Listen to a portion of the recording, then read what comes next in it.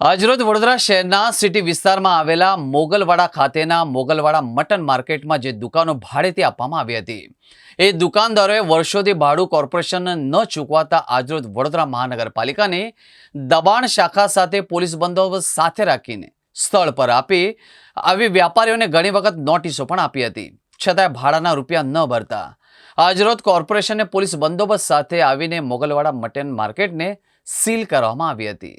पंचायत साहेब अમને કીધેલું છે કે મને દુકાન આલશે જ। ભાડું રેગ્યુલર ભરેલું છે, 225 સુધી ભાડું ભરેલું છે। બીજા કેમ નતા ભરતા ભાડું? એમનું મેટર છે, આપની મેટર નહીં। એ લોકો માટે સીલ થયું છે તો હવે એ કોર્પોરેશન જાણે, એ જાણે, આપણે નહીં જાણવાનું। આપને ભરવાની નહીં હતી, આપને ભરી દીધું। ઓકે, તમને આજ માર્કેટમાં જગ્યા अब આપશે? साहेब कहीं भी हाल है वो ले ले, टेंशन नहीं मने। શું નામ છે આપનું? मोहम्मद हनीफ, गुलामसुर कुरैशी, 5 नंबरनी शॉप।